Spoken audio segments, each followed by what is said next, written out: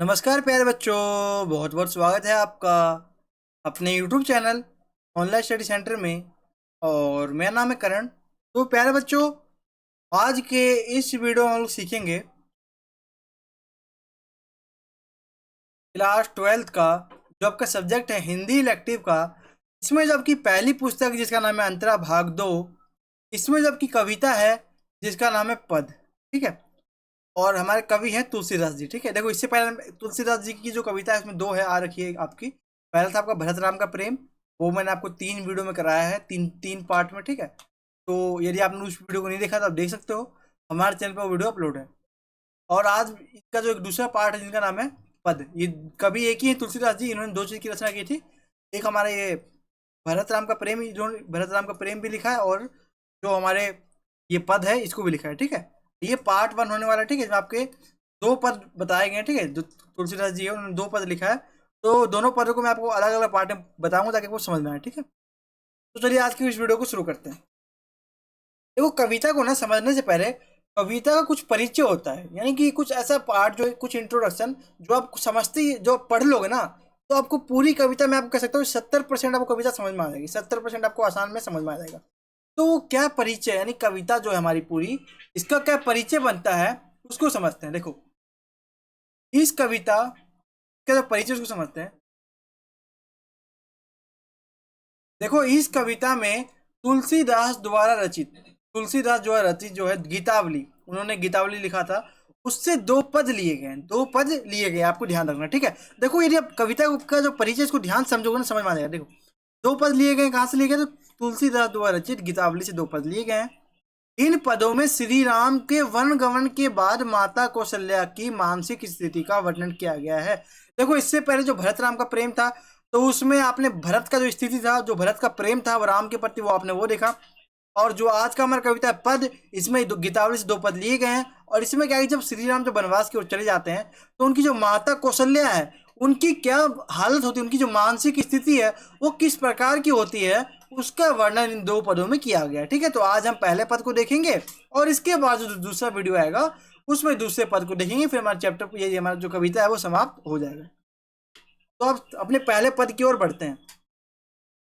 देखो, पद बन यानी पहला पद, पहला पद जो है आपका, इसको यदि मैं आपको डायरेक्ट समझाऊं तो आपको समझ में नहीं आएगा। पहले इसको समझते हैं कि इसमें पढ़ेंगे क्या। आपने देखो, आप बिल्कुल ध्यान में रखो कि आपने क्या समझा, कि आपने ये समझ लिया कि दो पद हैं, दोनों पदों में क्या कहा गया कि जब राम जी वनवास की ओर चले जाते हैं, तो जो माता कौशल्या है उनकी क्या स्थिति होती है वो बताया गया दोनों पदों में। तो ठीक है, तो पहले पद में क्या है वो समझते। देखो, पहले पद में बताया गया कि इस पद में राम के वनगमन के बाद, जब राम जी वन की ओर चले जाते हैं, तो उसके बाद माता कौशल्या की दुखपूर्ण स्थिति, आप सभी को पता है जो राम जी वनवास की ओर चले जाते हैं, जो माता कौशल्या है उनकी जो दुखपूर्ण, यानी जो वो दुखी होती है, उनकी जो दुखपूर्ण स्थिति होती है, और उनकी जो मनोस्थिति, जो उनकी दिमाग की हालत होती है, उसका वर्णन किया गया कि जो माता कौशल्या है वो राम के चले जाने के बाद कहीं ना कहीं बहुत ज्यादा बेचैन है, बहुत ज्यादा परेशान है, बहुत ज्यादा दुखी में है।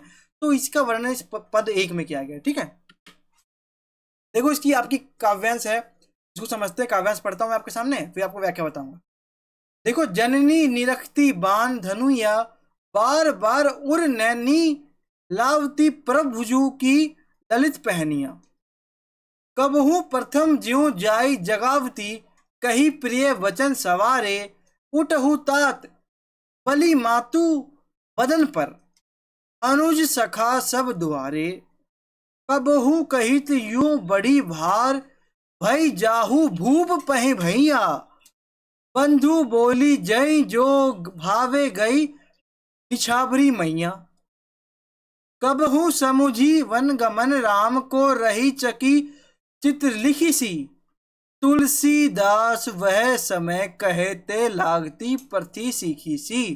तो ये आपकी पहली का पद था, आपका पहला पद था। तो अब इस पद का आसान से आसान शब्दों में क्या व्याख्या बनता है उसको समझते हैं। देखो, पहला हमारा पॉइंट आएगा कि माता, देखो मैं आपको बता दूं, आपने सब आपको यही चीज ध्यान रखना है कि जो पूरी दोनों पद है इसमें हमको यही पढ़ना है कि जो माता कौशल्या है और जो राम जी है, जब राम जी वनवास की ओर चले जाते हैं तो माता कौशल्या की क्या हालत होती है उसी को हमें पढ़ना है। तो आप उसको ध्यान में रखोगे तो मैं आपको समझाऊंगा, आपको समझ में आएगा। देखो, पहला हमारा पॉइंट है कि माता कौशल्या श्री राम के खेलने वाले धनुष बाण को देखती है। जो छोटे छोटे बच्चे जो खेलते, जब श्री राम जी जब बाल्यावस्था में थे, जब उनका बचपन में थे वो श्री राम जी, तो उनकी जो छोटे छोटे धनुष होते हैं उनको देखती हैं और उनकी सुंदर नन्ही नन्ही जूतियों को देखती है। की जो जूतियां होती सुंदर नन्ही नन्ही, उनको अपने हृदय और आंखों से बार बार लगाती है। तो आप सभी को पता है, जब राम जी वनवास चले जाते हैं तो माता कौशल्या बहुत ज्यादा दुखी हो जाती है और वो उनकी जो राम जी की पुरानी पुरानी चीजें बच्चों वाली उनको देखते रहता है और उनको कहने की याद राम जी को याद करती रहती है।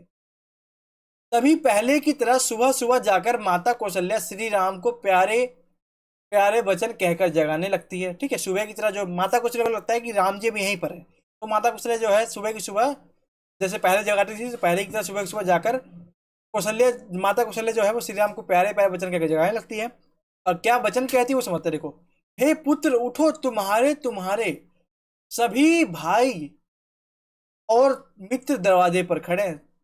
जो माता कौशल्या कहती है कि हे पुत्र उठो, तुम्हारे सभी भाई और मित्र दरवाजे पर खड़े हैं और तुम्हारी प्रतीक्षा करें, तुम्हारा इंतजार कर रहे हैं।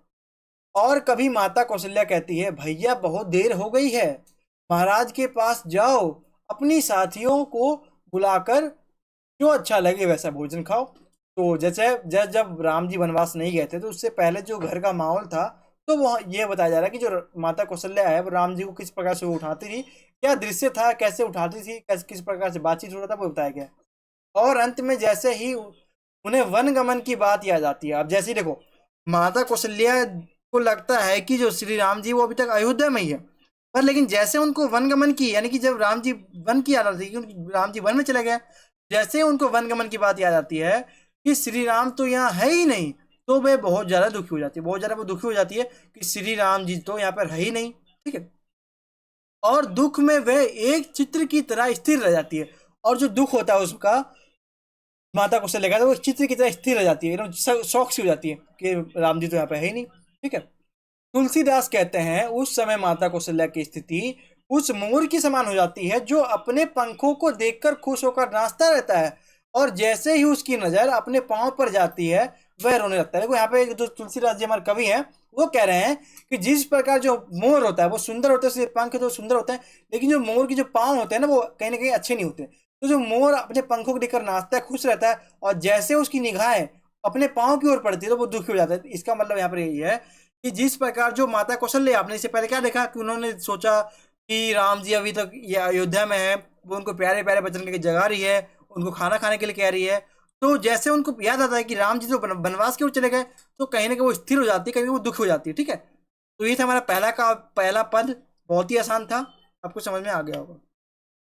अब इस पद से जो विशेष बनते हैं वो समझते हैं। देखो पहला पॉइंट है, इस काव्यांश में राम के वनगमन के बाद माता कौशल्या की दुखपूर्ण मनोस्थिति का वर्णन किया गया है। यानी कि जो राम जी जब वनवास की ओर चले जाते हैं तो जो माता कौशल्या की जो हालत है वो बहुत ज्यादा खराब हो जाती है, और वही जो खराब हालत है, जो दुख है माता कौशल्या का, उसका वर्णन इस पद में किया गया है। अनुप्रास तथा उपमा अलंकारों का सुंदर प्रयोग किया गया, अनुप्रास और उपमा अलंकारों का सुंदर प्रयोग किया गया है। यह काव्यांश अवधि मिश्रित भाषा में लिखित है, यानी अवधि और मिश्रित ब्रज भाषा, यानी अवधि भाषा भी है और मिश्रित ब्रज भाषा में लिखित है। ठीक है, दोनों भाषा का जो है कहने के मिक्सचर है, अवधि भाषा भी है और मिश्रित ब्रज भाषा भी है।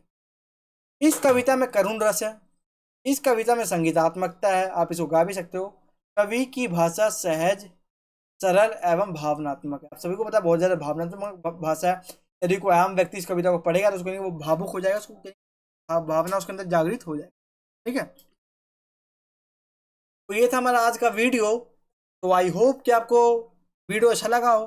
तो वीडियो अच्छा लगा तो वीडियो को एक लाइक जरूर करें और वीडियो अपने दोस्तों से जरूर शेयर करें। ठीक है, और चैनल पर नए हैं चैनल को सब्सक्राइब करें, बेल आइकन पर क्लिक करें, और कमेंट में अपना फीडबैक जरूर बताएं कि आपको कविता कैसे लगी, वीडियो समझ में आया कि नहीं आया। ठीक है, तो ये था हमारा पार्ट 1। अब जल्दी आपको पार्ट 2 भी देखने को मिलेगा जिसमें आपकी पूरी कविता कंप्लीट करा दी जाएगी। तो फिर मिलते हैं अपने अगले पार्ट में, तब तक के सभी को थैंक्स फॉर वॉचिंग। जय हिंद, जय भारत।